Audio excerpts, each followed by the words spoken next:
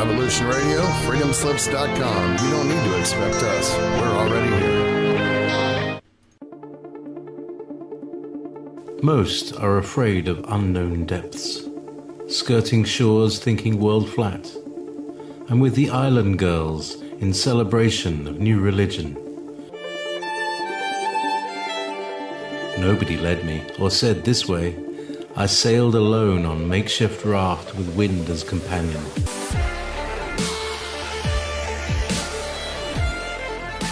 Fate for deliverance, confidence enough to assess new disposition. Seekers of lost paradise may seem fools to those who never sought the other worlds.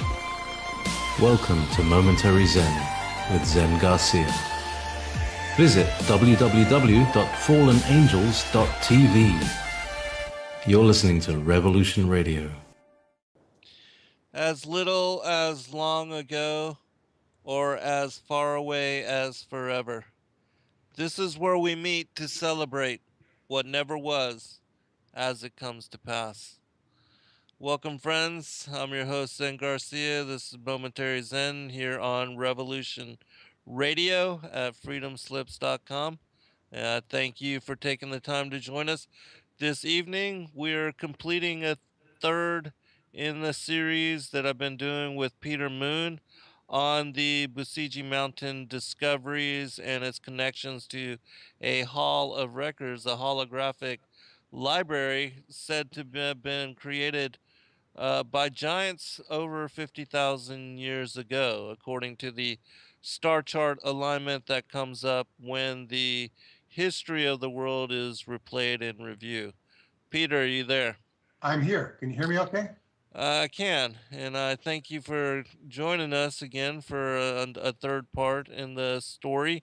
Hopefully this evening we'll be able to complete the fullness and to catch everybody up on where it is, and with the remaining two books that we have to cover, and if we need to, certainly we can extend into another show. But let me give you a chance to give out your website and your skybooks and where people can go to support your work, and also if you want to talk a little bit about the two videos that you just recently released in connection to the time travel, that would be fun as well. Certainly, this is a very appropriate time for that. For those who are new to your audience, my name is Peter Moon. I'm a writer and publisher that is primarily known for my work writing about time travel, the Montauk Project Experiments in Time that I wrote with a scientist named Preston Nichols. Later, another time travel scientist named Dr. David Anderson came into my life in 1999 after he had visited Romania, and he was dead set on getting me to Romania for what reason one can best imagine, but because he just thought it would be a great experience for me. So, and for the people that I talk to or lecture at this camp I go to every year, which I'll be going there in August, called Atlanticron, that meets in southeastern Romania on an island in the Danube the first week of every August. Now, David frequently was a guest lecturer there. He ended up sponsoring the camp under the auspices of the World Genesis Foundation, which I'm now a board member of. He's the founder of that organization. The purpose of which is to, give every kid a chance, and this is an underdeveloped world over there in Romania. So there's courses, lectures on sports, usually martial arts. I teach qigong over there. There's science. There's art. There's science fiction. It's basically a concordance of writers, artists, and scientists. Now. So that's a little bit about how I got involved in Romania. Now, we had talked in earlier shows about the first two books in the series, Transylvania Sunrise, which is a book that is written by a Romanian author, Radu Sinemar. And for those of you who are familiar, he has surfaced He has surfaced for the Awesome. first time in about 6 years, but he hasn't spoken to me at this particular time. But he has surfaced. He has spoken to my publisher for the first time in about 6 years or 5 years, uh, and this is noteworthy. I have also had David Anderson surface for the first time in a year, although he has not said anything either, other than that he regrets being out of touch, and that he will be reviewing my work shortly. Now, those I make those comments for people who have been following my work already, and we will lead up to that. That leads up to where I'm going this August in Romania. But to mention, as you had mentioned, there was the first book, Transylvania Sunrise, is all about the intrigue of the an alliance between the secret Department Zero of the Romanian government with the secret part of the Pentagon to dig up this chamber underneath this 50,000-year-old Romanian Sphinx, and which has a holographic readout of the history of the universe. It also has holographic records of your DNA and of any DNA from all over the universe. It would show you in holographic form the planet and the star system it came from, and you could put your hands over this table is how you would determine it. And then you could put your hand over another part of the table and it would show out another sample of species from another planet or this planet. And then you could, when you put them over simultaneously, it would mix the two species. And you could see a hybrid of that species. So basically, and this was about 6 feet high. It was, the table was, it was made for people that were much taller than we are. And it also had 3 tunnels in this chamber going into the inner earth. It was very, what you would call high tech. And they didn't know, what I speak here and what's written in that book is only about after 6 weeks of investigating the chamber. That was in 2003. This chamber has been known about, accessed for 13 years since then. And we'll be talking a little bit about where they went in that chamber, what they did with that chamber with the third book, which is called Mystery of Egypt. I should mention the second book, because that parlays into the fourth book, which we'll be discussing. The second book, of course, the first book ends with the author Radu Cinemar being able to visit the chamber so that he can write about it. A lot of that book has to do with all of the politics and intrigue of getting at the chamber, the games that were going on between the Italian Freemason who instigated it, the head of Department Zero in Romania, and the Americans. Now, the second book, to be very brief, is that Radu is befriended by a Chinese doctor, actually a Tibetan Lama, who turns out to be the Chinese doctor from book 1, who set up this Department Zero for the Romanians as a communist Chinese, but he was really a Tibetan Lama, and he tutored and oversaw, mentored the head of Department Zero, Caesar Brad, who was a very gifted psychic who would basically be the person who oversaw the opening of this chamber for the Romanian side. So anyway, we go into book 2 when Radu is contacted by the Lama as a Lama, and the Lama takes him to, with the help of an alchemist named Eleanor, who is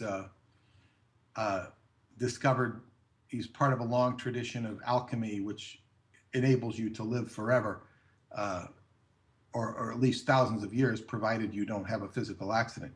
So there's a whole chapter on alchemy that's quite astounding. The first chapter in that book, Transylvania Moonrise. And then Eleanor and the Lama and Radu go to Transylvania, where they go through what is called a space transfer, and they end up in Tibet, where he goes and it's higher than you could normally breathe. Their breathing is facilitated through a creature called a yidam that joins them in Transylvania and helps facilitate the space translation. A yidam is the product of a Tibetan sun mandala, that a Tibetan Lama, after he reaches a very high state of evolution for a Lama, he uses this yidam. He creates this, it's a creature, yidam, that is created with the use of a sand mandala. And then this yidam is like a functional creature. It could be a fairy, it could be an elf, it could be a leprechaun. In this case, it's a 7-foot tall, something that sounds like, it looks like lurch or something. It's big. And anyway, this yidam has supernatural abilities because it is an extension of the Lama's mind, which can go into physical territories that a normal human being like a Lama could not stand up to. And he facilitates the space translation, he facilitates their ability to breathe, at which point Radu goes into a cave where he sees this beautiful blue goddess named Mashande, who identifies with what is called the Durga in the Hindu tradition. The Durga is the sort of the feminine essence that exists in every woman. And this is an embodiment of it. And she basically gives Radu a manuscript that is called a terma, that was hidden by the second Buddha, who's the founder of Tibetan Lamaism, a Buddhist Lamaism, not the original Lamaism. And this is supposed to signal a great occurrence in the universe, when this terma, which gives basically rules for successful living, but it signals a time when things will start to move and happen anytime one of these termas is discovered. And Radu is the what's called I think he's called I think the name is Terpa, but he is the one who facilitates the terma. And this is in the Buddhist traditions, and the Buddhists recognize this. So in any case, this parchment is taken back to Transylvania, and it is Radu's job to basically write the book about it, but it has to be translated by the Lama because it's in an ancient Tibetan script that a modern Tibetan person wouldn't understand too well. So the Lama himself had to study it. The Lama, by the way, speaks English, and he speaks obviously Tibetan. He speaks Chinese, but he does not speak Romanian. So in any case, this is a little summary of the first two books, and the third book, excuse me for that.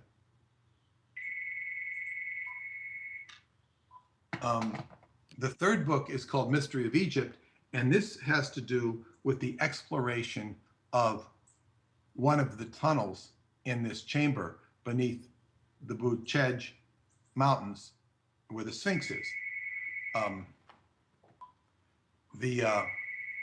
Excuse me, I'm going to have to disconnect this phone. Pardon me. Yeah, no problem.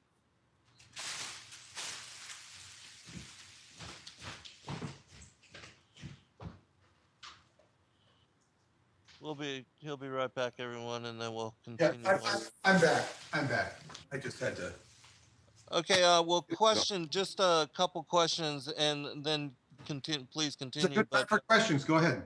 Okay. I wanted to know if you could tell where each one of the tunnels go to, and then also if your publisher has heard anything from Radu as to a follow-up on the 6 years that he's been gone, and if he's going to write anything about, if he was in the interior with these people, with these advanced people, or if there's anything like that. Of course, I would have those questions myself, but yes. As I told you, the publisher said he has exchanged a few emails and he has provided no further information. Okay. I have asked him for further information, and I also are interested. I'm going to send him a large wire transfer. I'd be doing it right now if I wasn't on the air. And that will probably bring back a communication of sort with it, such as, "Thank you, I received it, by the way." If I'm fortunate, I might even get a letter from Radu. Nice. So and usually Radu seems to have been more chatty with me than he has the publisher. Uh-huh. So most of what he seems to have talked with the publisher is more about business, Okay. as opposed to me, where it gets a little more into the adventure and the esoteric. So in any case, that's did you have another question? Oh, the other one was if you could talk a little bit about where each one of the tunnels goes Yes. to. Yes. Well, the three tunnels, one of the tunnels goes to Tibet, where there is a similar installation, not identical, but similar. It would be said that the one underneath the Sphinx is sort of the flagship installation, the main installation. The one that goes to Tibet has an offshoot to an area near Baghdad, and also an area near Mongolia. And these also have similar installations, which are not as extensive, again, as the one in Tibet or the one underneath the Sphinx in Romania. Another tunnel goes beneath the Mediterranean to the Giza Plateau, and that's the one we're going to be talking about today, the Mystery of Egypt. And the third tunnel goes into the inner earth. I will touch upon that. I think I understand that tunnel very well. It's the most mysterious, but I think I understand it.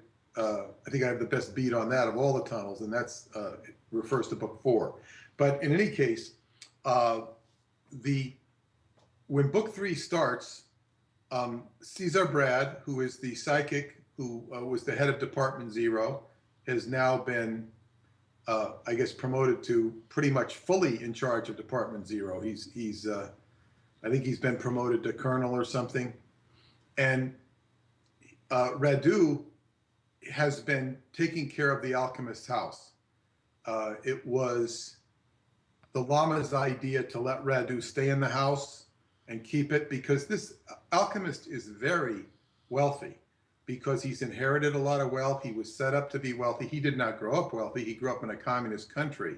He was extracted from communist Romania by a secret group orchestrated by his ancestor. He was sort of smuggled out of Romania by getting him a passport, a diplomatic credential saying that he was from Belgium.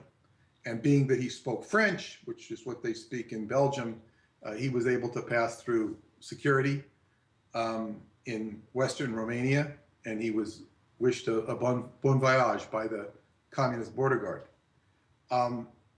Now,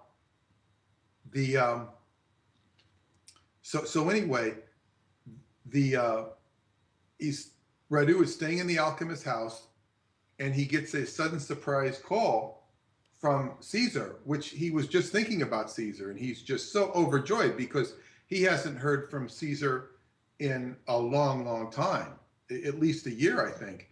Now, it's very interesting. These characters that I'm dealing with, whether it be Radu or David Anderson, they don't seem to talk to me for long periods of time. It's no different from Radu or Radu's friends. You're dealing with a level of comings and goings. It's sort of like that good witch in the Wizard of Oz. She comes in a bubble and then she goes away, just as mysteriously as she came. And that's sort of what dealing with some of this phenomena is like. Now, definitely has a magical component to it. Okay, so Radu is glad to hear Caesar, and he's basically brought to a base. And in the base, I'm pretty sure the base is in the Buscegi Mountains, not too far from the Sphinx, and not too far from the chamber. This would most likely be near the mountain village of Buscegi. uh, which is where you can take a cable car up to the Sphinx. You're not going to get into the secret chamber. It's been very well camouflaged, and where it's not camouflaged, it's very well guarded. So I think that I could, if I chose to, and I would not do this, I could start poking around and, you know, get chased out of there if I wanted to. I think I know enough about the layout of the land. I'd have to guess because I haven't been specifically on that road. But in any case, I would know the general idea of where to go.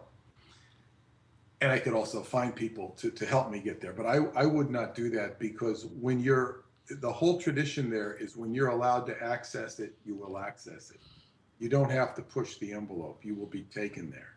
But in any case, so basically, Caesar recruits Radu for Department Zero. Radu is basically an independent person. He's a writer when he writes the first two books.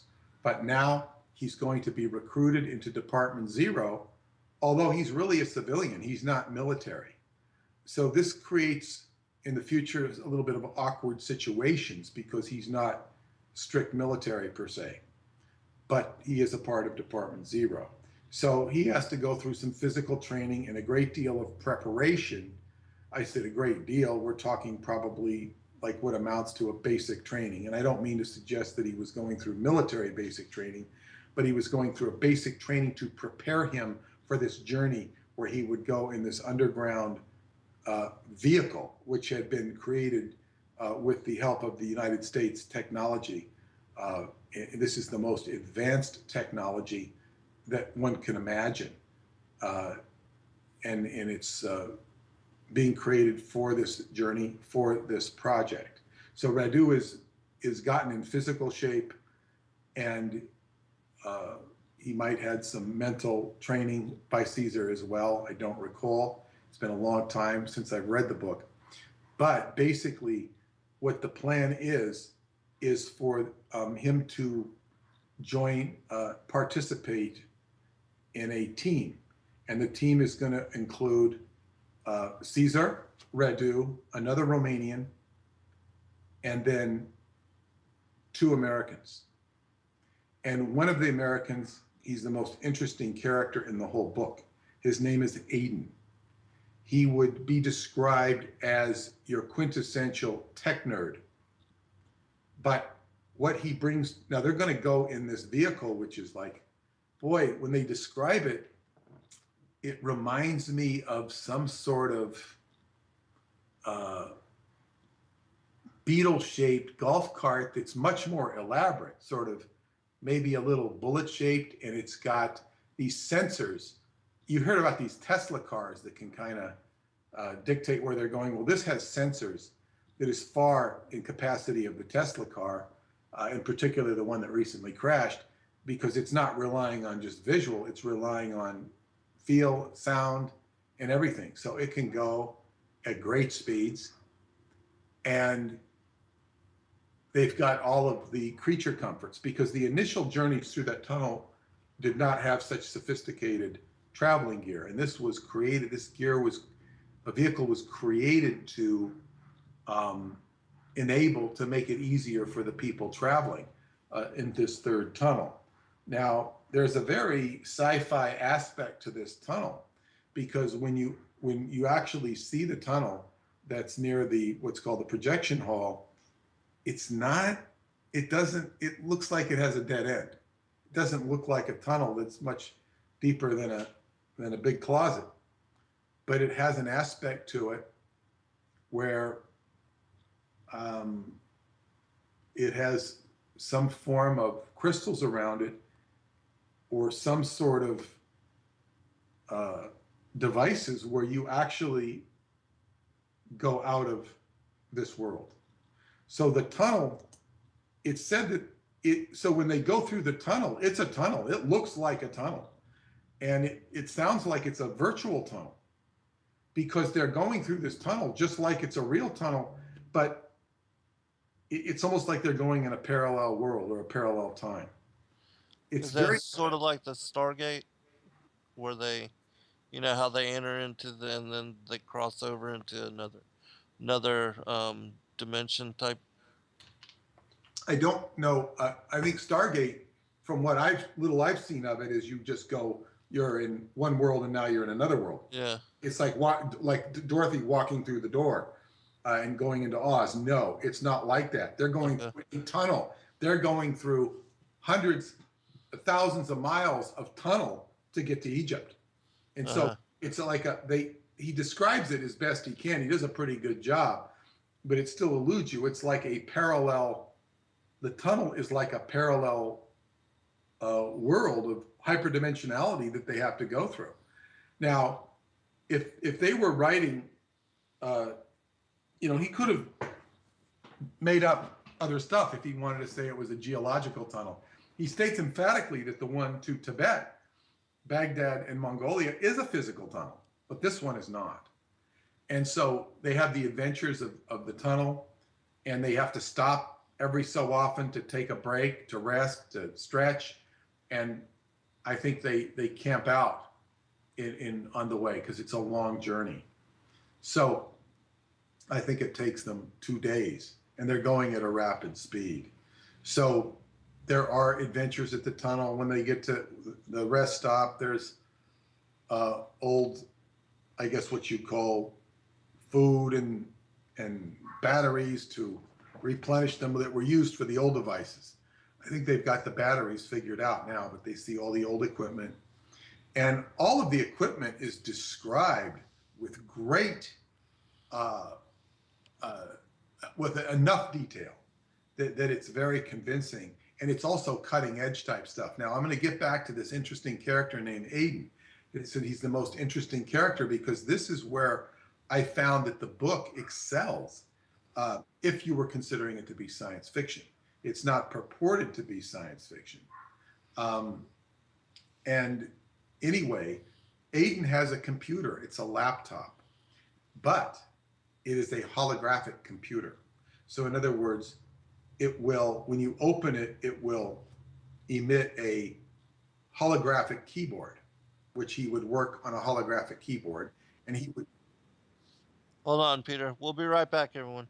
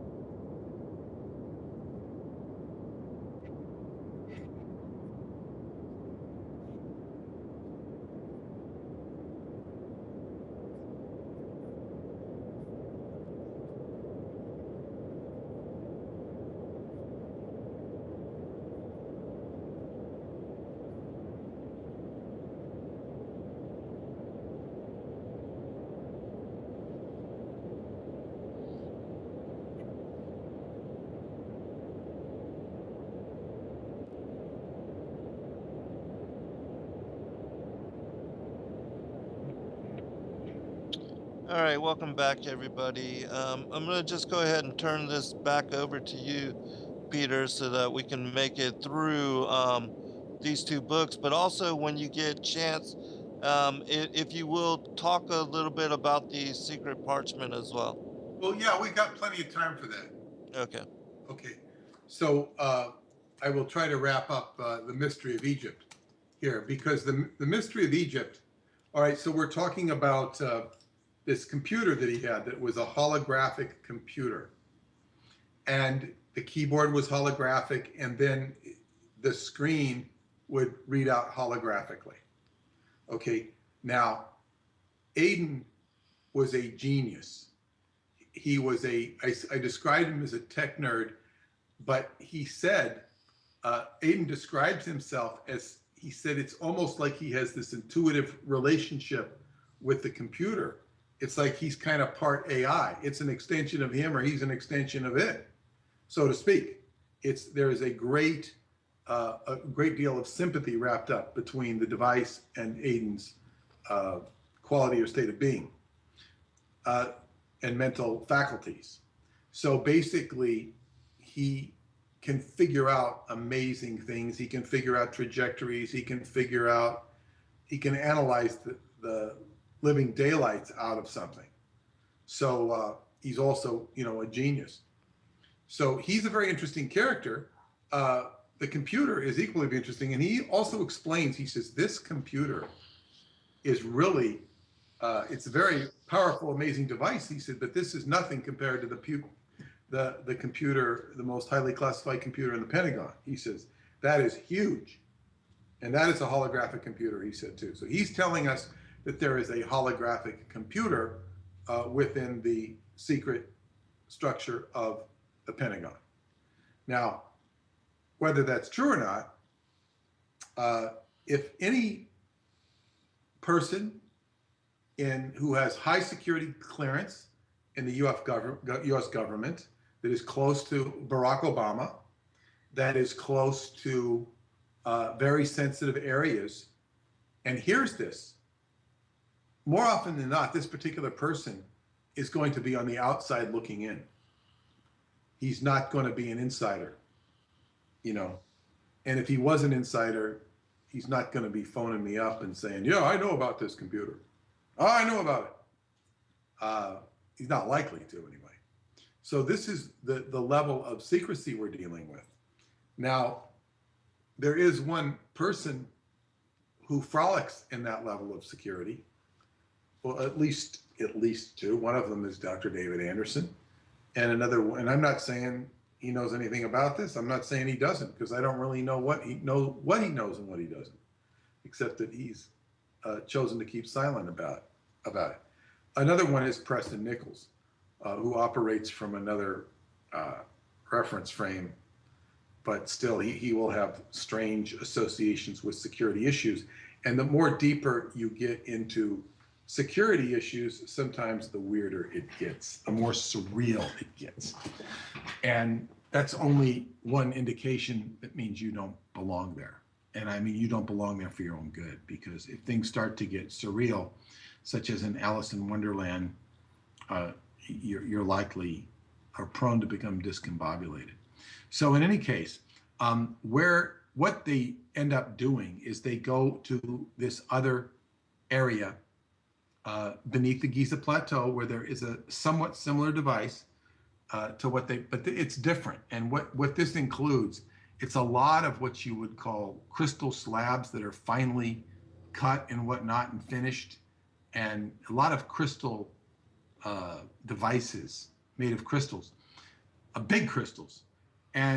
But this device is basically a time travel device where you can go back into time or forward into time, but only with your mind. You do not go physically.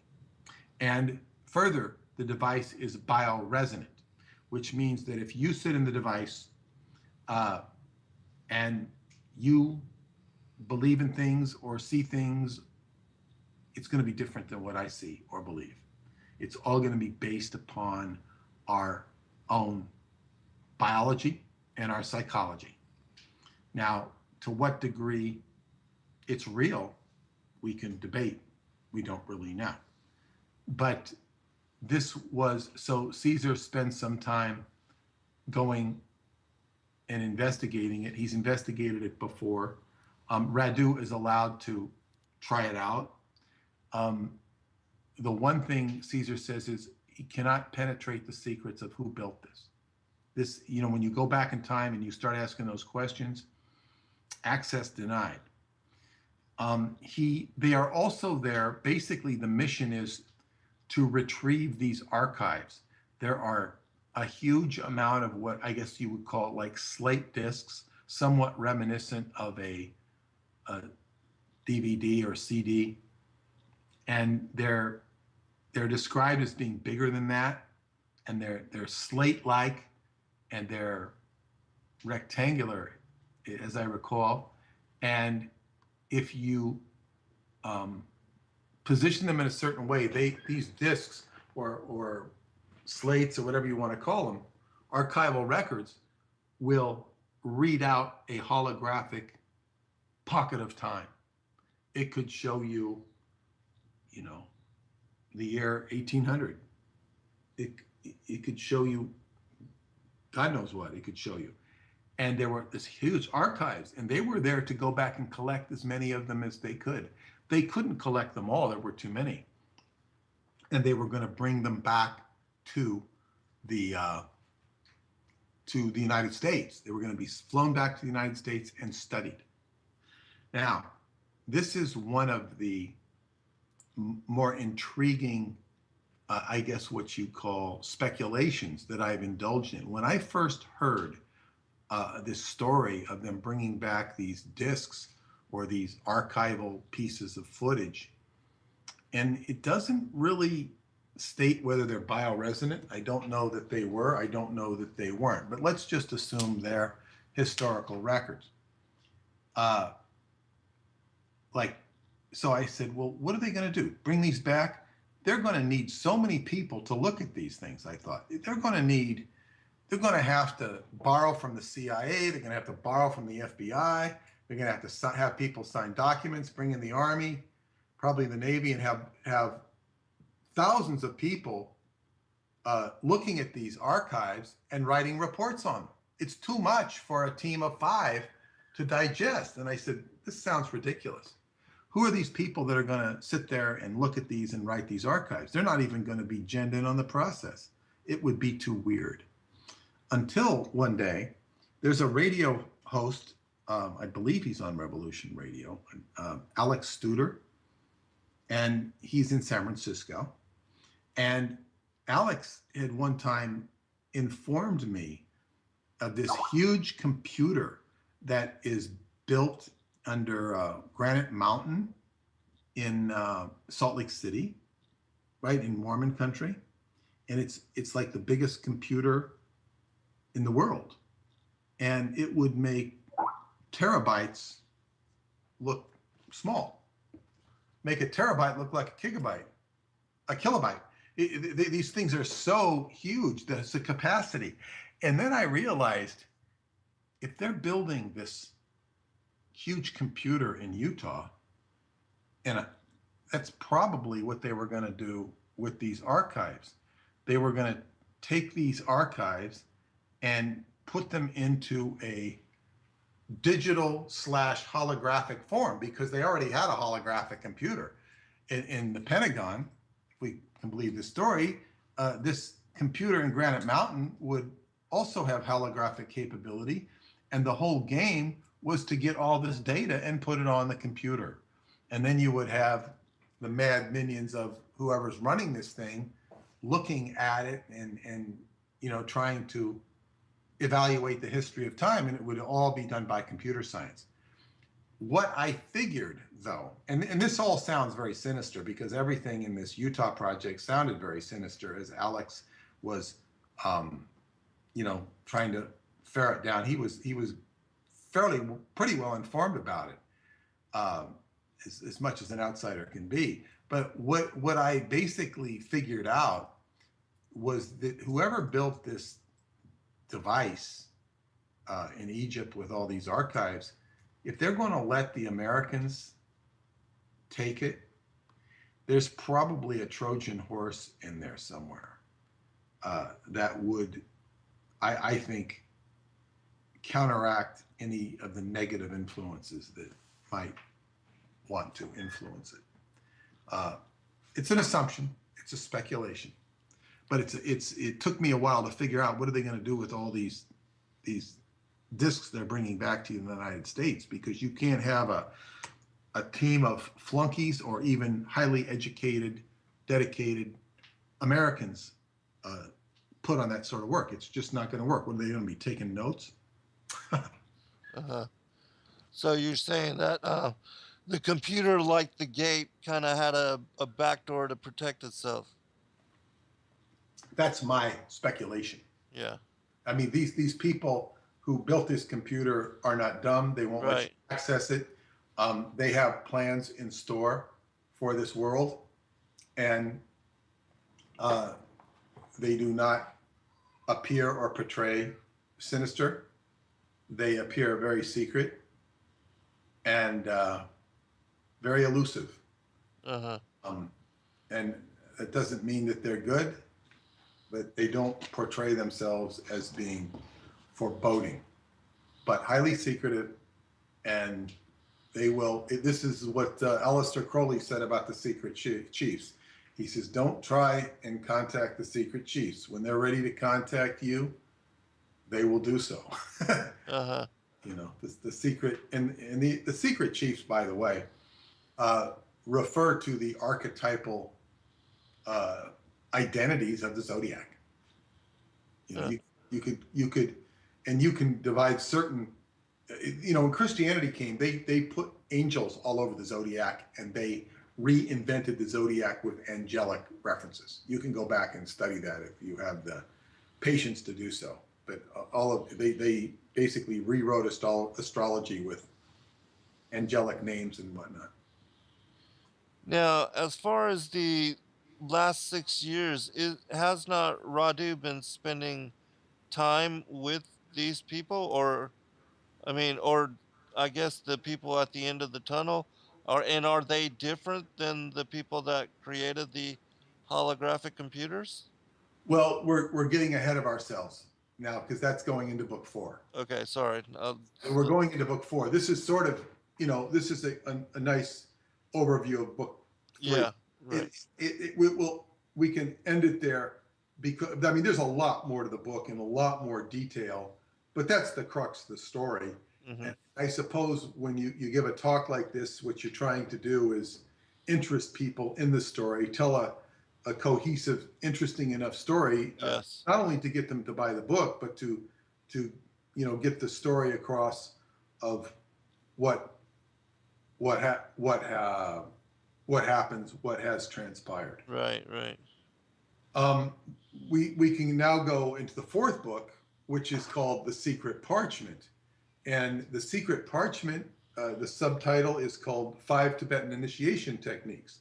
And these initiation techniques are what are found in the parchment themselves. And this is the object in book 4 is to translate them. So,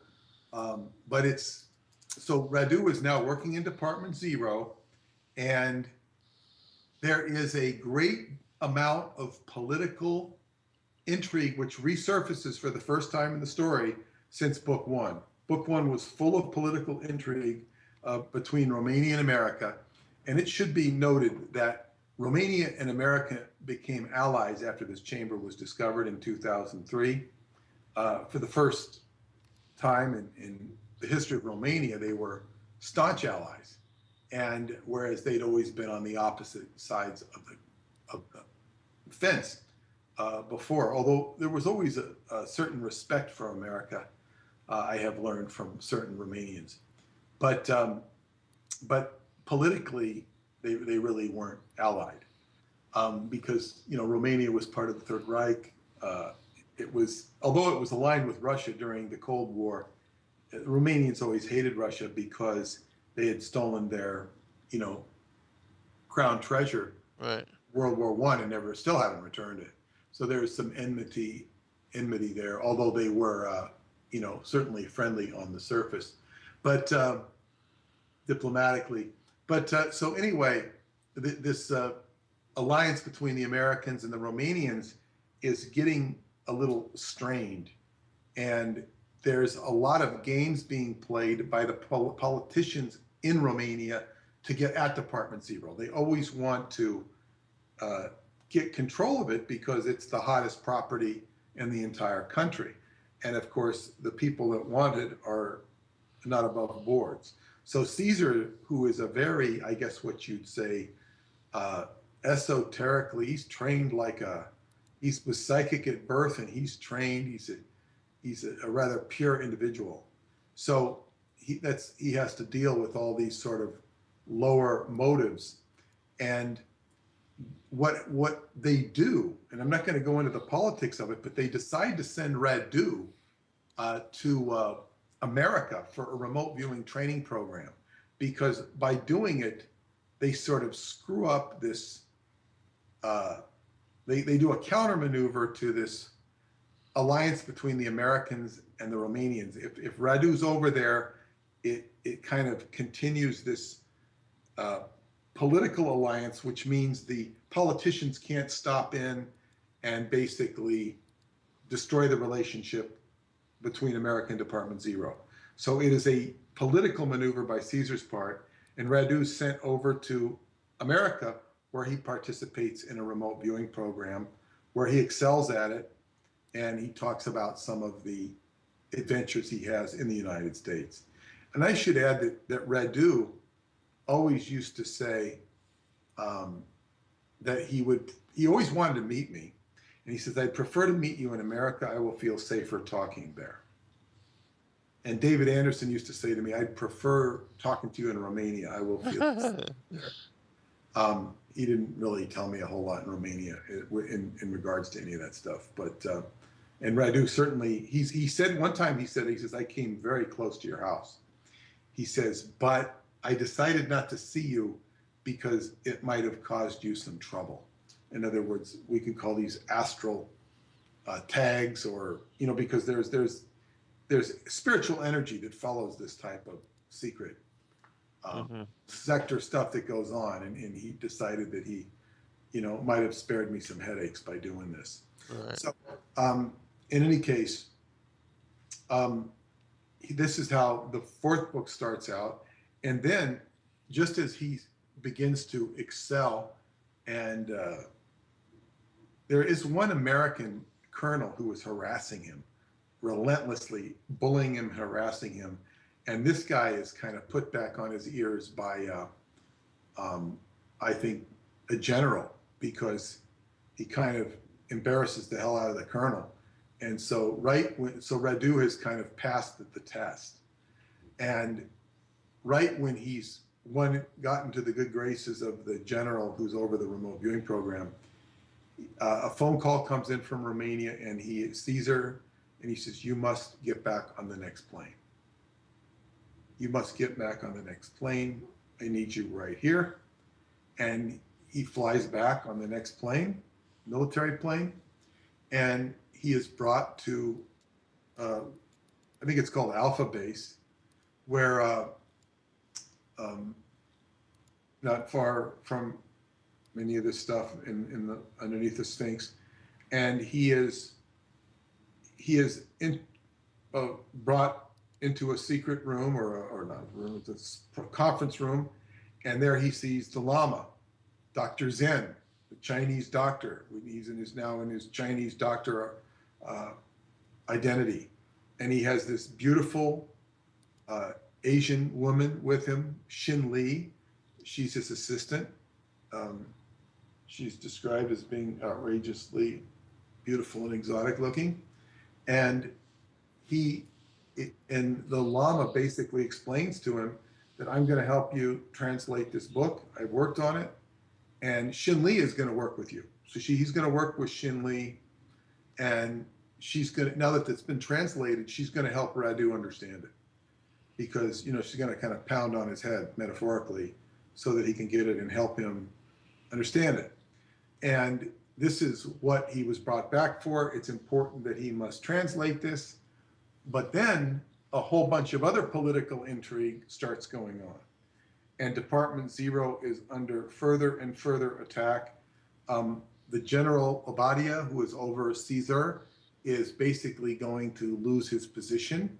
The Americans are very upset with the Romanians because there is this secret, there is, boy, this story gets a little, what's happened is there's an American, I think it's a Navy base in Antarctica. I think it's called, it's been so long, Malcor, but it's in Antarctica, and it begins to melt. And it melts, and not the base, but there's an area near it that begins to melt. And when it melts, there's this sort of antenna-like structure. But it's melting from the inside. It's not melting from the outside. It's on its own time clock of the ice melting, the antenna's warming up, whatever we call it. And it has a triangulation of signals, one of which comes from the Jupiter's moon Europa, and another one goes to Mount McKinley in Alaska, and another beam goes to an area in Transylvania, Romania, known as Sarmisegetuza. Now, Sarmisegetuza is when I went to Romania in 2008, I was told by the professors and esoteric people there to go to Sarmisegetuza if you want to understand Romania. They sold me on the idea that I should go. The following year, in 2009, I participated in lectures with Dr. David Anderson, and I went to Sarmisegetuza with the assistance of a friend I had met there, Nicole Veselkovsky. She's now a professor of economics in China, and she speaks many languages, and she took to me right away, and she volunteered my second year there to go to this area, which was a very remote area of Transylvania, which is much better traffic since I was originally there. And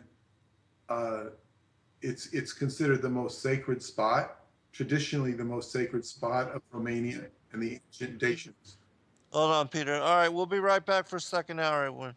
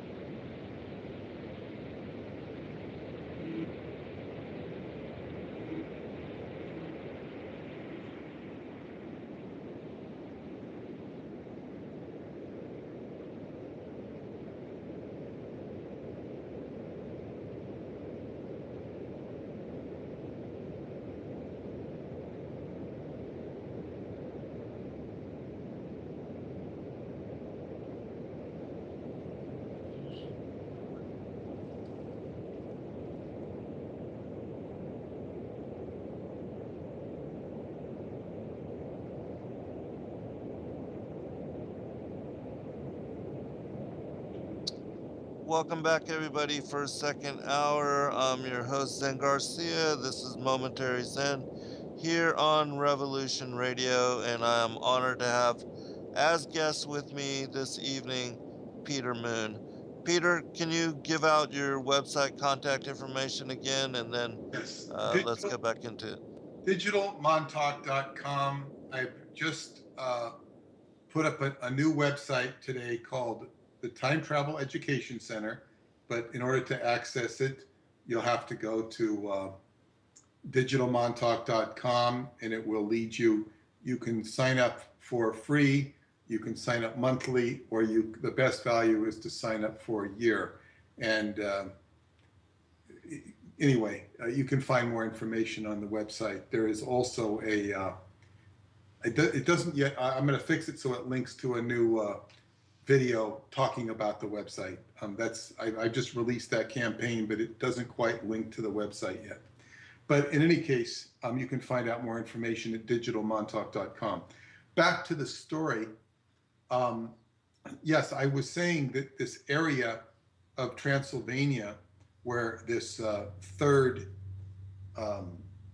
beam emitting from this antenna discovered spontaneously, rather, by the Americans in Antarctica.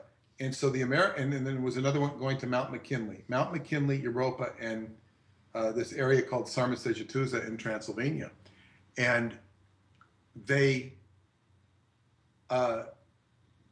discovered, I don't know, the Americans knew there was some big underground chamber facility in this area, and they were very upset at the Romanians for not telling them about it. Now, this gets into a very interesting story, and this is a story that has, in Romania, was called the highest state secret, according to this book, much more higher state secret than the chamber beneath the Giza Plateau or the chamber beneath the Sphinx in Romania. This was much more sensitive territory, because, and it's important that I should qualify this area, because this story is indicative that the story kind of becomes phantasmagorical is the word. It's like a fantasy, but this is indicative of the ancient traditions of this area, and it is also in keeping with the tradition, well, the people themselves. And it also has patterned itself in my interaction with this area and with these people. Now, the average person, traveler, can go into this area and he can spend some time and he can go back, and maybe he notices something, maybe he doesn't. But for whatever reason, I've been introduced to this area to resonate at the deepest level possible, at least within my own conscious framework. So, and I met, the resident archaeologist of the area, and he told me that he'd never heard of any of these stories that I'm telling you. But when I told him about him verbally through a translator, he said, this lines up with so many stories I've heard around this valley.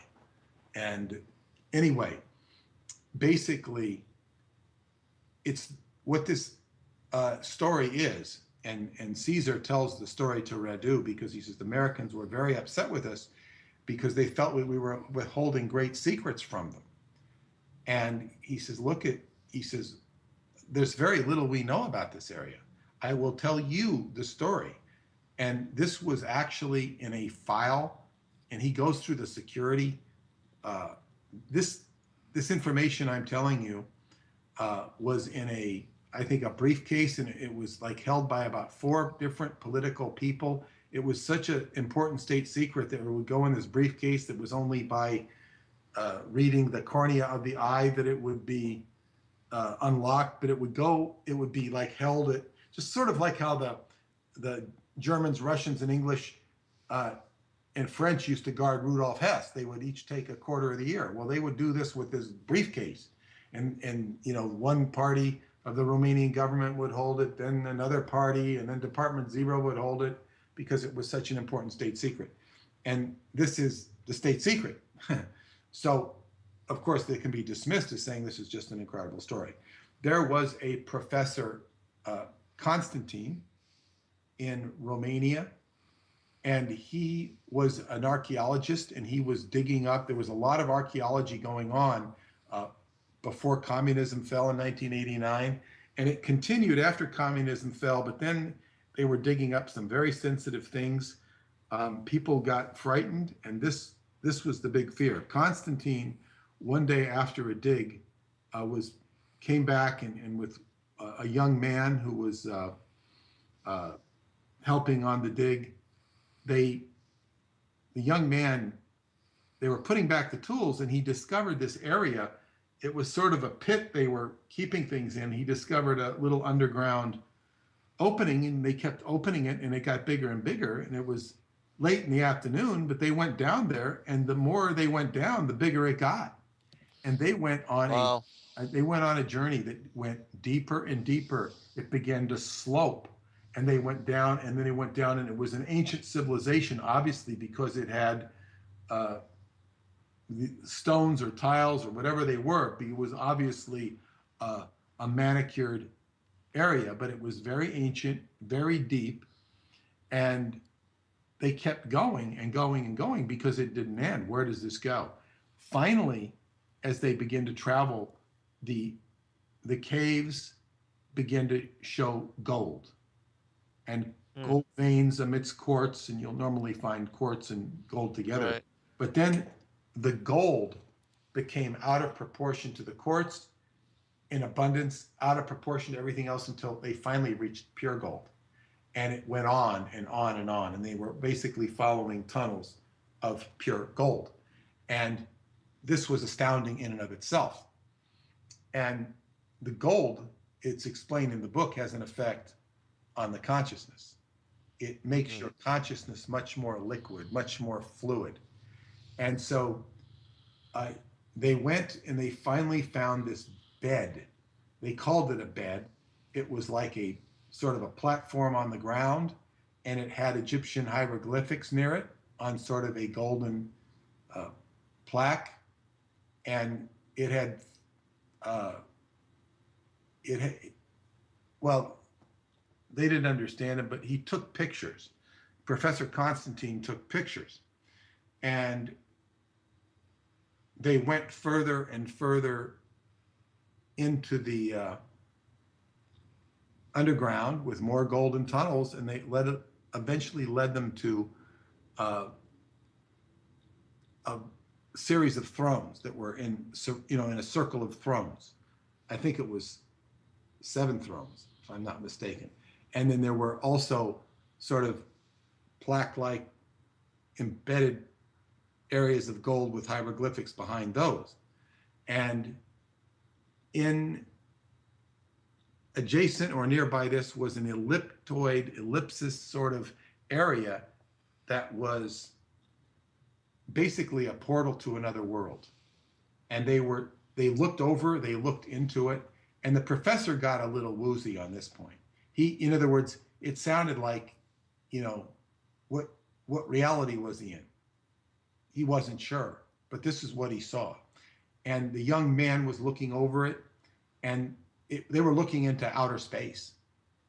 And they saw this planet that was reminiscent of the Earth. Instead of being blue and green, it was orange and yellow with clouds. And it seemed to be coming towards them. And the kid just kind of was in a rapture, and he fell into the hole and disappeared. Wow. Like he fell into space. And Professor Constantine at that point says, he got concerned, if not frightened, and began to hightail it back to the where he came from, which was a long journey. And the first thing he did was he called the authorities in Bucharest, because he had to answer to intelligence or authority in Bucharest. And keep in mind, Bucharest is about an easy 8 hours away, and by car. So because this is up in the mountains. And basically, they come and they explore the area with him, but they're all frightened. They're all frightened. And the kid is gone. And they basically hire a cement truck to cover it all up. The officials get scared. They get scared, but the cement driver goes crazy. The cement truck driver goes crazy. So they take over the cement driver's job and they fill it up. And where the book ends, they still could never find this place. It was hidden so well. You have spiritual forces hiding this place at that particular time. The three, Professor Constantine is taken to Bucharest. He's never heard from again. The three men from the government who have this secret file that is actually Professor Constantine wrote up all of what happened. And I think he wrote it by hand, but whatever, he wrote it up. And the three officials die in a car crash. And Caesar is notified as the head of Department Zero, and he gets there before anybody else. And that's how he got the file. He initially got the file. He said if he didn't get there first, he never would have saw that file. And I guess he got the file, and no, he didn't. I don't know if he got the file, but he met with Constantine before Constantine was taken away, and Constantine told him the story. So he got a lowdown, and maybe, I don't know if Caesar wrote it, I forget who wrote it into the file, but basically that there was this incredible story. Now, this is, according to the book, the greatest state secret in Romania. But the Americans were reacting very poorly to the Romanians because they thought the Romanians were hiding this and they were allies. And the Americans were also very angry because how could a small country, Romania is not really a small country, it's about the size of Texas, but compared to the Soviet Union, China, Australia, Canada, and America, it's a small country in terms of size. And the Americans were very outraged at how such a geographically small country and seemingly insignificant country to the Americans, how come they could have all this important stuff happening in their backyard and not in the Americans? The Americans had this, sort of race, it amounts to a racist righteousness that they should have the best, most sacred spots. And I've pointed out that we do not have sacred ground in the United States of America. We have some memorials to war, which are considered sacred, but the sacred ground in America was Native Americans, and the United States of America has misappropriated the sacred ground in America. So this explains well why this righteous indignation was so inapplicable by the United States of America. But in relation to the Romanians have lived on their soil. They're very proud. They go back in the ancient heritage of the Romanians has gone into in this book. It explains how the Romanian language is the native Indo-European language. The precursor to the Romanian language is the Indo-European language.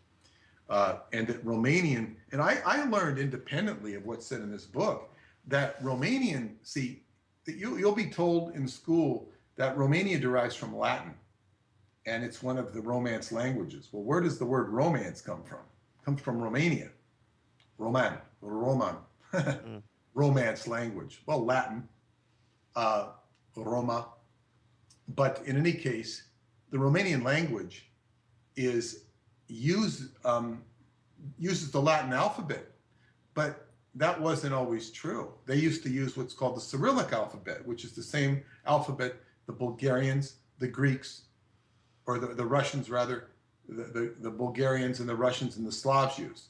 It's the Cyrillic alphabet, and the Romanians used to use the Cyrillic alphabet until a revolution in 1848. It's called the Revolution of 1848, which was based primarily on the work of Karl Marx, and there was and the Freemasons kind of took over Romania. They took some of the top Romanian scholars and sent them to France under Masonic interests, where they were imported back into Romania to change the alphabet and to obscure the actual ancient traditions of Romania.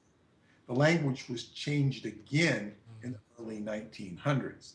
So, so if you go back to the root, what's the Romanians, some Romanians, most Romanians aren't really aware of this, but they call it archaic Dacian, which is the original language that Romania is based upon. And he gives a very good scholarly argument for all of this, and that Romania was nestled into, it was Transylvania was the key area, because during the Ice Age, Transylvania remained intact. It survived. It was not covered with ice. And it also had extensive tunnels with running water. So that to the degree it got cold, if it wasn't okay above boards, where they would have above ground, where they could still raise crops, they could go underground, and they would have water, and they could take care of their animals there. So Transylvania was where everybody in Europe receded to during the Ice Age, anybody who was around. And then the culture of Europe emerged from Transylvania, and it is the sort of the ancestral home of Europe. And it's like going home. So, and the religion, they have the indigenous spirits of Transylvania are known as the Solomonari, which is representative of the words soul and moon, soul, sun and moon. And this is way before there was a Jewish king named Solomon. So the roots go back very deeply. And you'll find a little town in Romania called Sumera. I think I'm pronouncing it correctly, but that's where we get Sumeria, because the ancient people of Sumeria went into Sumeria. This is very ancient stuff. So you have nature is still intact in Transylvania, where people who have farmed the generations have farmed that land probably for tens of thousands of years, the same families, certainly for the last few thousand. And so when you go there and you drink milk, you're drinking real milk. You eat food, you're eating real food. It has a different effect on you because it's nature. And in America, we don't have land that's been, it's like 300 years, if you're lucky, of a family holding property for 300 years in America. And no, we don't have that. It's a totally different experience. So there's a lot of profound issues that come in the spiritual area. And of course, when I went there, I met somebody who knew Professor Constantine. I was shown where his house was. He was a very real character, quite apparently. So I begin to have my own experiences there, and all of this, I should mention that where this bed was, there were hieroglyphics that basically were translated by about 4 different universities, reduced them to the lowest common denominator, and basically it translated as, this is the center. I forget what it said, but it was like, this is the center of all time. It was time sensitive. Now, this is the same general area. I can't say it's the precise area because I don't know where this area is, but it's within, the ballpark of, say, the island of Manhattan. It's about that close, more or less, or certainly New York City, the size of New York City, that close to where this area. David Anderson told me in this area, according to his research, and he's not necessarily read these books at all. He might have scanned them at most.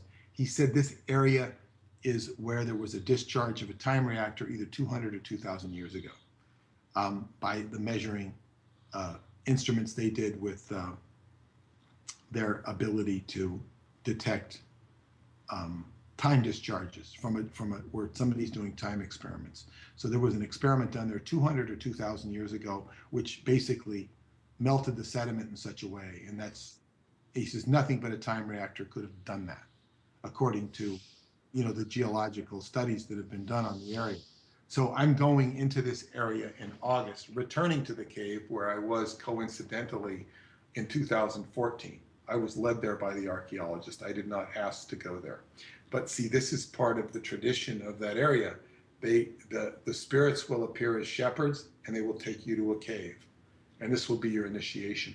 Well, this man is not a shepherd, but he's serving the role of a shepherd. And this is, the people have this tradition embedded into them. He takes me to the cave. He doesn't know the history of this cave as I know it, as I've been taught it. He knows the standard history. It's a big bat cave, actually. And this bat cave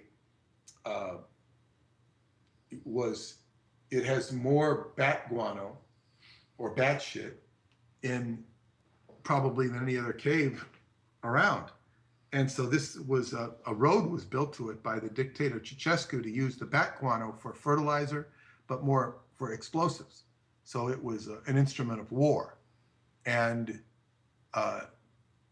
it's at least 7 kilometers complex of caves. And I won't be able to go and dig into the whole 7 kilometers. I'll be able to basically go on the outside and go into the inside a little bit. I've been into it already a little bit, and hopefully have a neat experience that'll explain a lot of this stuff. So this is sort of of course, the Secret Parchment is also translated in this book and some of the adventures with that. And it gives basically different precepts for living. One of which is to recognize the divine synchronicity in all things, and that everything is connected by vibration, and to put yourself in with the alignment with the higher will of the universe. Go ahead. All right, and you said time reactor, and so that means that there's something that is supposed to be released now to the public consciousness, right? And so So it would seem. Now, what's being released to the public consciousness right now is that I have done these videos. I've done a video series, Time Travel Theory Explained. Now, these videos would not exist without my adventures in Romania, particularly in 2010, where David lectured on these subjects. And he tutored me personally on what you'll see in the first 2 videos of the series. These are available for free. The first is 7 videos, Time Travel Theory Explained. And these basically explain the physics and math of time travel and show that it is entirely within the realm of physics and math, ordinary physics and math. It's not complicated. You might need to go over some of the videos 2 or 3 times to really get them, but they're really explained. I've gone to great effort to explain them in easy words.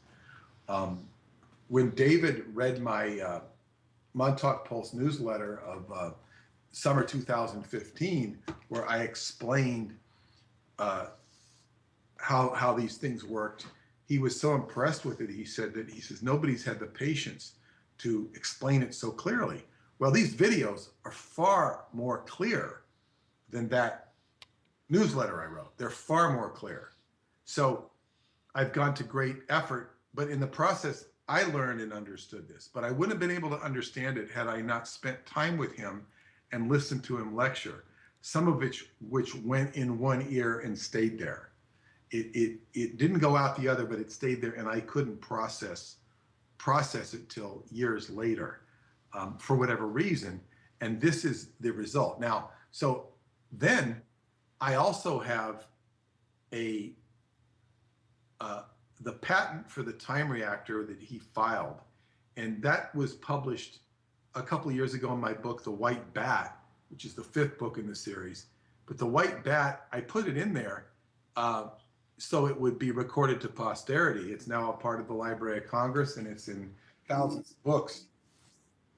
all right, hold on, everyone. We'll be right back for final segment.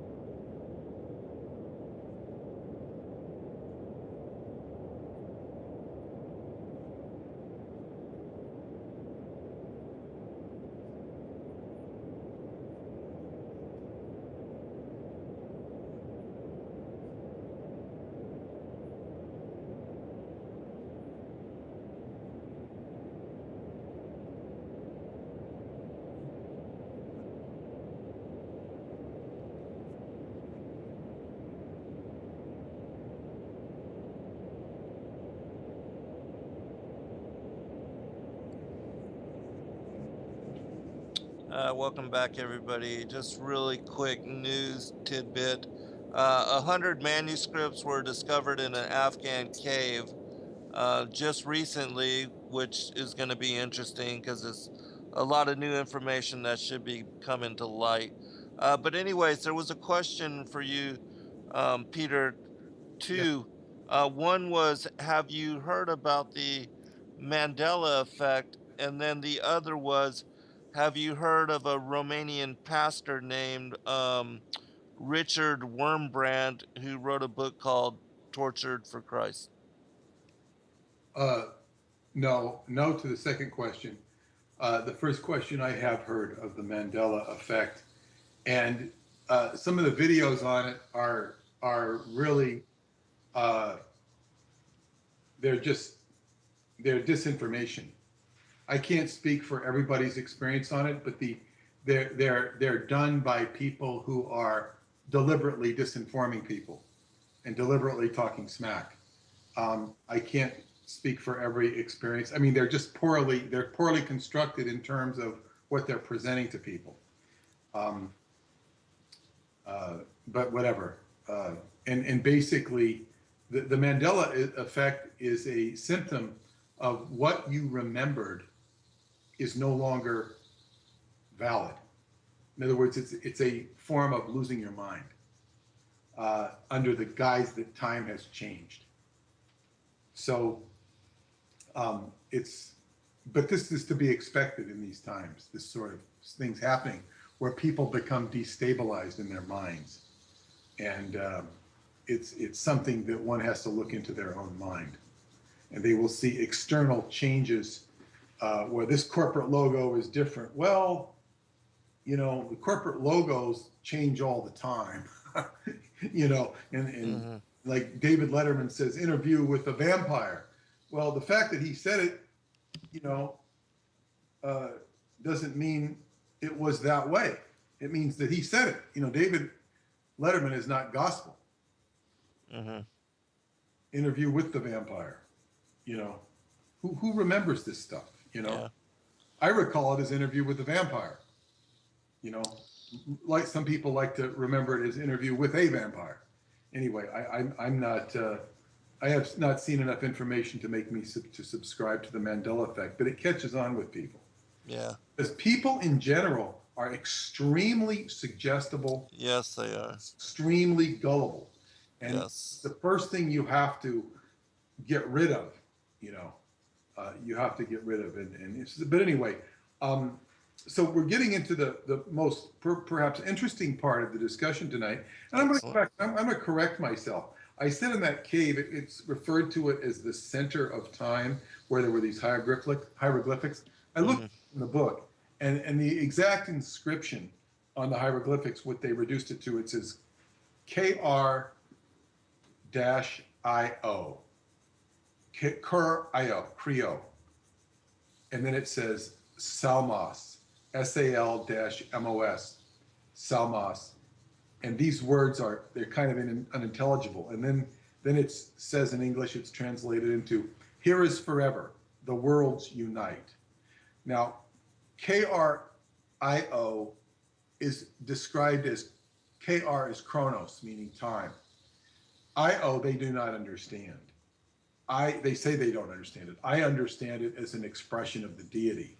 It's a 1 and a 0, which is 10, which is the Dios, but it's also representative of an ancient, in magic, IAO, which refers to the create, survive, and destroy. Zalmas, which they do not define here, which astounds me, is the same as Zalmaxis, the patron god of Romania. And never in the books, other than what I've put in the books, have they mentioned Zalmaxis. Zalmaxis is the most popular traditional god of Romania.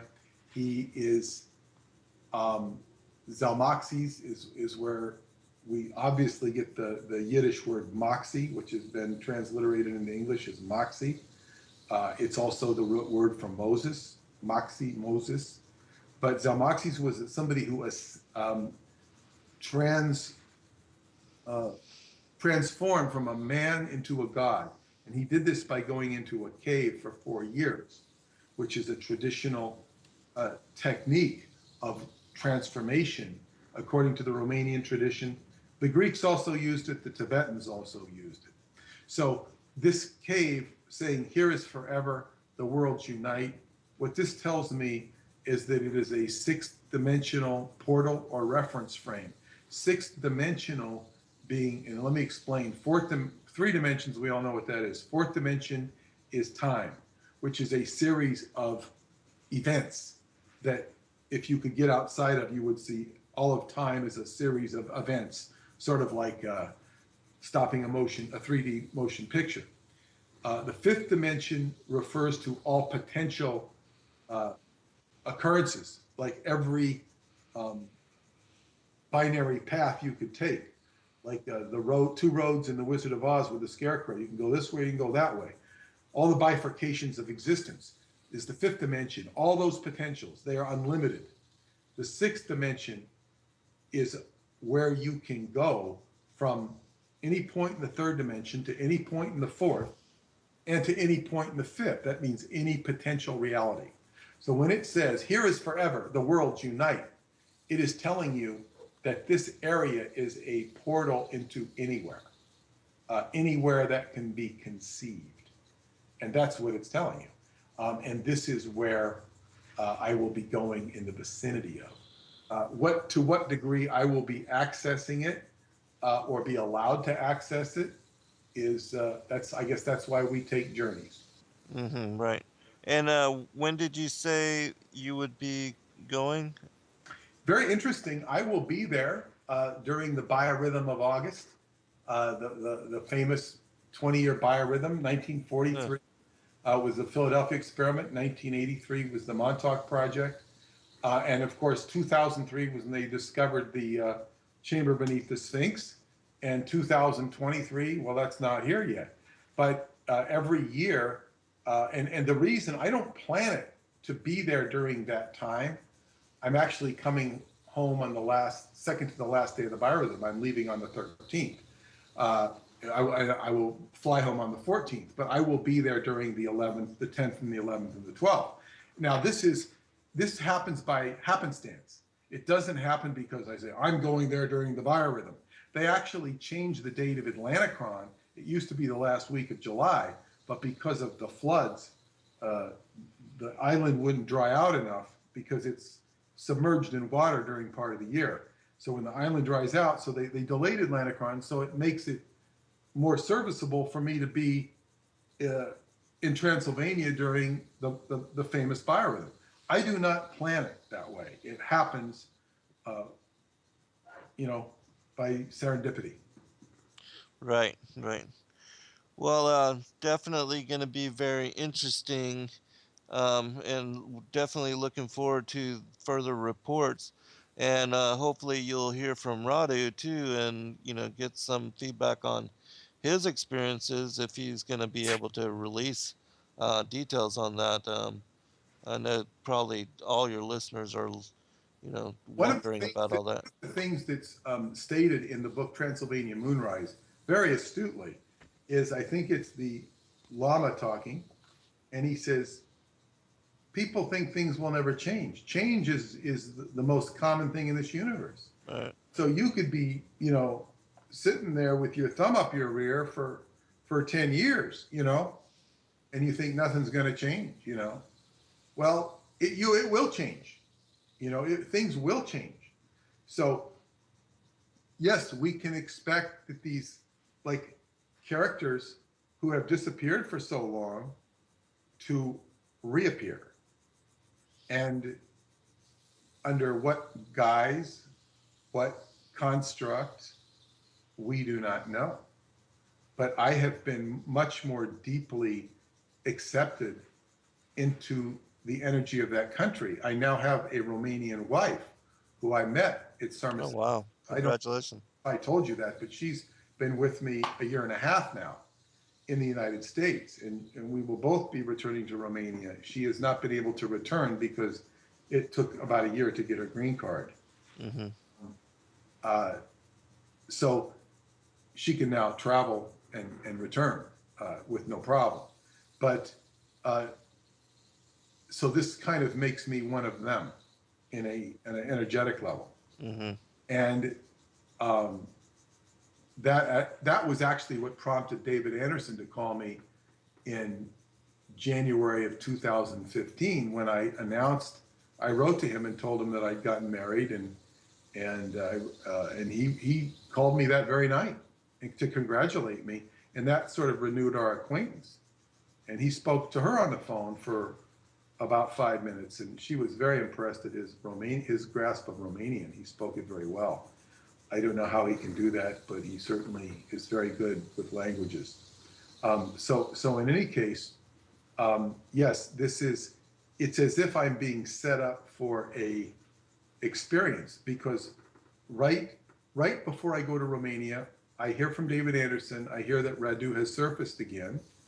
I have also received a photograph of Eleanor, purportedly Eleanor, which I have to say looks exactly like I would have imagined him to be based upon the description of the book. It's a spitting image of what I would have put in my mind. So often when you see a picture of somebody, it doesn't necessarily turn out like you thought. Mm-hmm. So these characters are surfacing, at least in the consciousness. To what degree they might surface or manifest. I'm going to be in Atlanticron. I'm going to be meeting a lot of new people there. I'm not, my circulation with the old guard will be, I think, more minimal than it's ever been. There will, of course, be many recirculation of friends, but there's going to be a lot of new people. And I can always count on new experiences, spontaneous experiences, and these are always sacred journeys.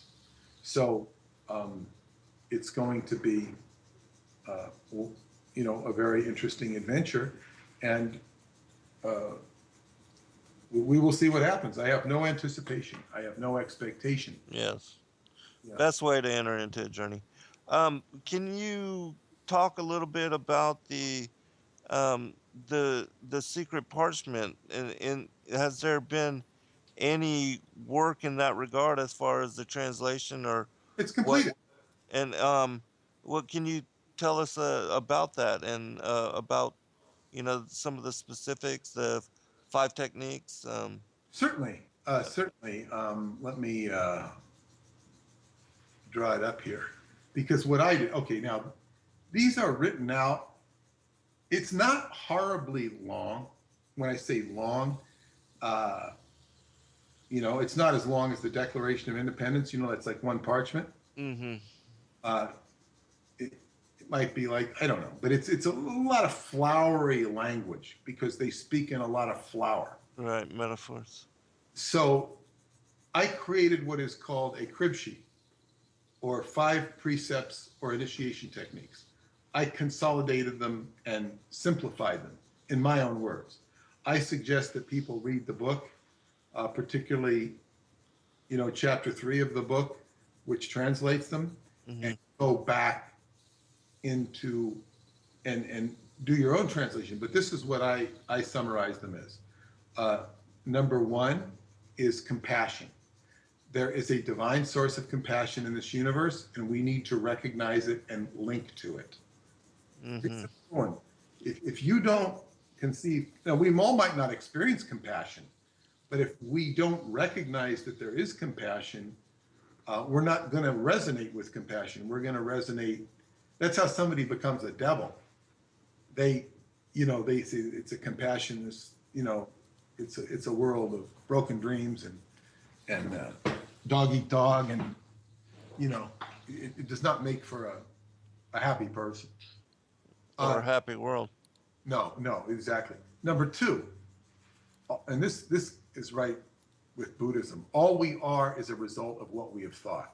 What you think is what you get. This is also representative of the principle of quantum affinity, or the law of affinity, sometimes called resonant rapport. So don't, like, if you go around, fighting people, fighting entities, you're thinking about them too much. you want to attract positive thoughts. Mm-hmm. And so, our thinking creates our experience. And in Qigong, we have a saying that where your mind goes, your energy goes. So this is a very Buddhist type of principle is, they call it right mind. Number 3 is synchronicity. There are no coincidences. When events or experiences coincide outside the ordinary bounds of probability, this is a meaningful coincidence and there is an intention behind it. This is something that I've written about in my own work. And so, there's all of this stuff I'm talking about that, David contacts me. Right. I'm going over there. Radu contacts my publisher. I'm also sending a wire transfer to my publisher, which, when you exchange energy like that, it becomes meaningful on the other end. Mm-hmm. It doesn't mean that somebody's saying there, well, yes, yeah, he sent the check. We're going to inform him of this. They don't really care about that. You know what I mean? But it's Right. symbolic of, of just the transfer of energy between the two countries, the two areas. Number 4 is vibration. Everything is connected by vibration. None of these things I've said are particularly new, but they were placed in a parchment to be released at a particular time, which has taken place, and it will have its own, I guess what you'd say, magical confluence that will go with this, which is the uncovering of this antenna in Antarctica, which signals to Mount McKinley, signals to Sarmisegetusa, Transylvania, and signals to Europa. So you've got all this like cosmic happening. Right. 5 is will. Align yourself with your own higher will and the divine source of creation. Well, these are all very, very common sense techniques. And what I advise people to do when they read the book is just to keep their own crib sheet and go over them on a daily basis, because it's not much different. It is different, but it's not unsimilar to like using rosary beads and going over and saying these prayers. You're just repeating certain things. And if anybody who's playing with rosary beads or any other technique of connecting to the divine or divination, the most key component is you're creating reality when you do that. Mm-hmm. You're creating reality, and it's very important that you put positive energy into this. So this is that's essentially what those 5 techniques can be reduced to. This is my interpretation of them, and people can read the book to get a more. It goes into it more extensively than but that's the. Mm-hmm. The gist of it, yeah. Yeah, the gist of it, yes. Yeah, fantastic. Very deeply profound. Well, we've got like 4 minutes remaining, Peter. So I want you to just kind of sum up, as far as your own, what you have taken out of all of these books, especially since we've kind of ended in a very esoteric way with these particular directives from this parchment. Just kind of your last comment for listening audience. And yes, it's these books. My role was to be the publisher of these books. I arranged to have 3 of them translated. Mm-hmm. The first one was translated. They sent it to me in English. I had to put it into our English, but take it out of the Euro English style. But in any case, my role was to publish these books. But it's also become my role to interact with them, write with them, and they've become a part of me and my legacy. Right. This wasn't necessarily intended, but it's what happened. But you see, these books are all indicative of and what comes out of them, of what Romania is. Sacred Romania is these spirits known as the Solmenari. They come out, they show themselves to you, they test your heart, and they take you into the caves for transformation. So it's a spiritual initiation, and that's what these books are. In the case, and they're for everybody. I mean, and they're educational tools. In my case, it's become far more personal than I would have imagined, or perhaps it just happened this way. I didn't plan on going to Romania and marrying a Romanian woman and having all these interactions. It just happened, and I'm very happy with it. But it's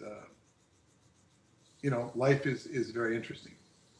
Yes, it is. And more arguably of equal or more importance is these. It's all coinciding with the release of these videos on the Time Travel Theory Explained. Now, if I had released these videos 20 years ago, it would have completely rocked people's heads in a good way, but it would have shocked them, because the Montauk Project shocked people. But this science is impeccable. It's inarguable. Now, they've had a limited amount of circulation because we're inundated with infotainment these days. So I encourage people to go look at the first 7 videos for free. And if you want, 8 and 9 are about the time reactor, the patent for the time reactor, which is sequestered. But this shows the actual filing. It's got the filing number on it and everything. And I also give an explanation of how the time reactor works. So basically, and this enables real full-scale hardcore time travel. There's no question about it in theory. David is the practitioner of it. I have not had an opportunity to. I've only got to see a bit of it on video, but which I'm not at liberty to share because I don't have the video and he would not allow me to video it. So in any case, this is spectacular information. I'm going to release all of these videos to the public when I get a certain amount of subscribers, because I have to make it a viable operation. Much of my energy is shifting from books into web. I have 2 new books that I'm writing on this website, which people are happy to, or welcome to participate in giving their comments on them as they are written. I think that's very wise. I did the same thing. I find that, especially with this generation, that they don't like to read, and in order to reach them, you have to create videos or do radio programs in order to, really share the message. Yeah, books will never die, and they're not. And then people who want to get more into it, yes, the books are still available. Absolutely. But the internet is a new. I mean, today is the official launch of the website, the Time Travel Education Center.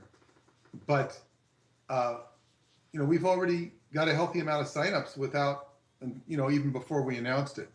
So we want to get a certain amount, and then we'll keep continually adding content to it. Some of the content will be of the cave. Some of it will be free content. We always want to issue a certain amount of free content, and then a certain more, I guess, more private content for the people who subscribe, and then sort of circulate. Well, hey, thank you, Peter, for joining us. I appreciate you. We'll stay in touch, and we'll pick it up again sometime soon. God bless all. Good night.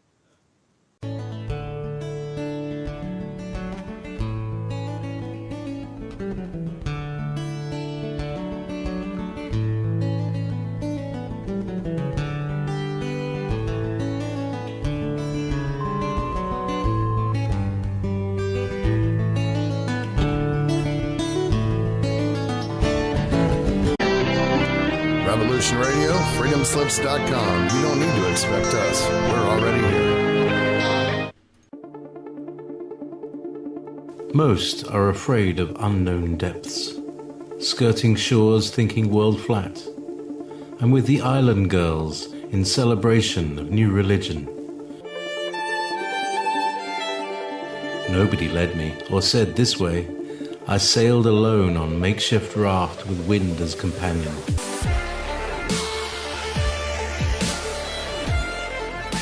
Fate for deliverance, confidence enough to assess new disposition. Seekers of lost paradise may seem fools to those who never sought the other worlds. Welcome to Momentary Zen with Zen Garcia. Visit www.fallenangels.tv. You're listening to Revolution Radio. As little as long ago, or as far away as forever. This is where we meet to celebrate what never was as it comes to pass. Welcome, friends. I'm your host, Zen Garcia. This is Momentary Zen here on Revolution Radio at freedomslips.com. Thank you for taking the time to join us this evening. We're completing a third in the series that I've been doing with Peter Moon on the Buscegi Mountain discoveries and its connections to a Hall of Records, a holographic library said to have been created by giants over 50,000 years ago, according to the star chart alignment that comes up when the history of the world is replayed in review. Peter, are you there? I'm here. Can you hear me okay? I can, and I thank you for joining us again for a third part in the story. Hopefully, this evening we'll be able to complete the fullness and to catch everybody up on where it is, and with the remaining two books that we have to cover, and if we need to, certainly we can extend into another show. But let me give you a chance to give out your website and your skybooks and where people can go to support your work, and also if you want to talk a little bit about the two videos that you just recently released in connection to the time travel, that would be fine as well. Certainly, this is a very appropriate time for that. Was hidden by the second Buddha, who's the founder of Tibetan Lamaism, Buddhist Lamaism, not the original Lamaism. And this is supposed to signal a great occurrence in the universe when this terma, which gives basically rules for successful living, but it signals a time when things will start to move and happen anytime one of these termas is discovered. And Radu is the what's called I think he's called I think the name is Terpa, but he is the one who facilitates the terma. And this is in the Buddhist traditions, and the Buddhists recognize this. So in any case, this parchment is taken back to Transylvania, and it is Radu's job to basically write the book about it, but it has to be translated by the Lama because it's in an ancient Tibetan script that a modern Tibetan person wouldn't understand too well. So the Lama himself had to study it. The Lama, by the way, speaks English, and he speaks obviously Tibetan. He speaks Chinese, but he does not speak Romanian. So in any case, this is a little summary of the first two books, and the third book, excuse me for that.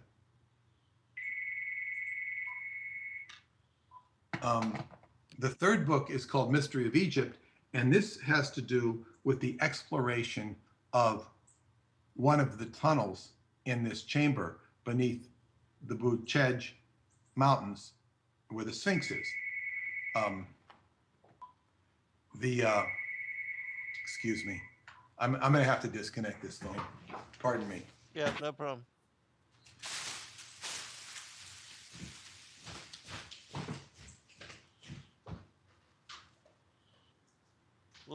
He'll be right back, everyone, and then we'll continue. Yeah, I'm back. I just had to. Okay.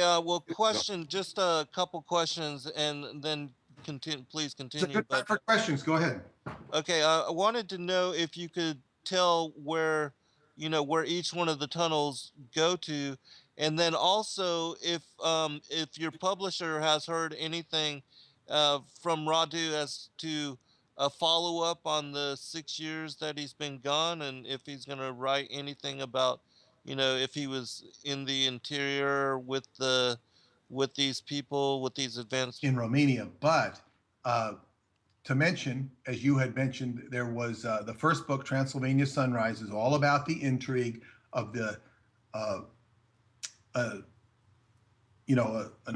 an alliance between the secret Department Zero of the Romanian government with the secret part of the Pentagon to dig up this chamber underneath this 50,000-year-old Romanian Sphinx, and which has a holographic readout of the history of the universe.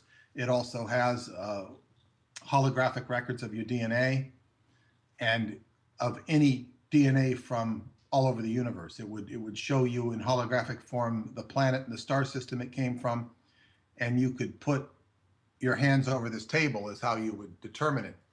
And then you could put your hand over another part of the table and it would show out another sample of species from another planet or this planet. And then you could, when you put them over simultaneously, it would mix the two species. And you could see a hybrid of that species. So basically, and this was about 6 feet high. It was, the table was, it was made for people that were much taller than we are. And it also had 3 tunnels in this chamber going into the inner earth. It was very, what you would call high tech. And they didn't know, what I speak here and what's written in that book is only about after 6 weeks of investigating the chamber. That was in 2003. This chamber has been known about, accessed for 13 years since then. And we'll be talking a little bit about where they went in that chamber, what they did with that chamber with the third book, which is called Mystery of Egypt. I should mention the second book, because that parlays into the fourth book, which we'll be discussing. The second book, of course, the first book ends with the author Radu Cinemar being able to visit the chamber so that he can write about it. A lot of that book has to do with all of the politics and intrigue of getting at the chamber, the games that were going on between the Italian Freemason who instigated it, the head of Department Zero in Romania, and the Americans. Now, the second book, to be very brief, is that Radu is befriended by a Chinese doctor, actually a Tibetan Lama, who turns out to be the Chinese doctor from book 1, who set up this Department Zero for the Romanians as a communist Chinese. For those who are new to your audience, my name is Peter Moon. I'm a writer and publisher that is primarily known for my work writing about time travel, the Montauk Project Experiments in Time that I wrote with a scientist named Preston Nichols. Later, another time travel scientist named Dr. David Anderson came into my life in 1999 after he had visited Romania, and he was dead set on getting me to Romania for what reason one can best imagine, but because he just thought it would be a great experience for me. So, and for the people that I talk to or lecture at this camp I go to every year, which I'll be going there in August, called Atlanticron, that meets in southeastern Romania on an island in the Danube the first week of every August. Now, David frequently was a guest lecturer there. He ended up sponsoring the camp under the auspices of the World Genesis Foundation, which I'm now a board member of. He's the founder of that organization, the purpose of which is to, give every kid a chance. And this is an underdeveloped world over there in Romania. So there's courses, lectures on sports, usually martial arts. I teach Qigong over there. There's science, there's art, there's science fiction. It's basically a concordance of writers, artists, and scientists. Now, so that's a little bit about how I got involved in Romania. Now, uh, the we had talked in earlier shows about the first two books in the series, Transylvania Sunrise, which is a book that is written by a Romanian author, Radu Cinemar. And for those of you who are familiar, he has surfaced. He has surfaced for the Awesome. first time in about 6 years, but he hasn't spoken to me at this particular time. But he has surfaced. He has spoken to my publisher for the first time in about 6 years or 5 years. Uh, and this is noteworthy. I have also had David Anderson surface for the first time in a year, although he has not said anything either, other than that he regrets being out of touch, and that he will be reviewing my work shortly. Now, those I make those comments for people who have been following my work already, and we will lead up to that. That leads up to where I'm going this August. But he was really a Tibetan Lama, and he tutored and oversaw, mentored the head of Department Zero, Cesar Brad, who was a very gifted psychic who would basically be the person who oversaw the opening of this chamber for the Romanian side. So anyway, we go into book 2 when Radu is contacted by the Lama as a Lama, and the Lama takes him to, with the help of an alchemist named Eleanor, who is discovered, he's part of a long tradition of alchemy, which enables you to live forever, or at least thousands of years, provided you don't have a physical accident. So there's a whole chapter on alchemy that's quite astounding. The first chapter in that book, Transylvania Moonrise. And then Eleanor and the Lama and Radu go to Transylvania, where they go through what is called a space transfer, and they end up in Tibet, where he goes and it's higher than you could normally breathe. Their breathing is facilitated through a creature called a yidam that joins them in Transylvania and helps facilitate the space translation. A yidam is the product of a Tibetan sun mandala that a Tibetan Lama, after he reaches a very high state of evolution for a Lama, he uses this yidam. He creates this, it's a creature, yidam, that is created with the use of a sand mandala. And then this yidam is like a functional creature. It could be a fairy, it could be an elf, it could be a leprechaun. In this case, it's a 7-foot tall, something that sounds like, it looks like lurch or something. It's big. And anyway, this yidam has supernatural abilities because it is an extension of the Lama's mind, which can go into physical territories that a normal human being like a Lama could not stand up to. And he facilitates the space translation, he facilitates their ability to breathe, at which point Radu goes into a cave where he sees this beautiful blue goddess named Mashande, who identifies with what is called the Durga in the Hindu tradition. The Durga is the sort of the feminine essence that exists in every woman. And this is an embodiment of it. And she basically gives Radu a manuscript that is called a terma that was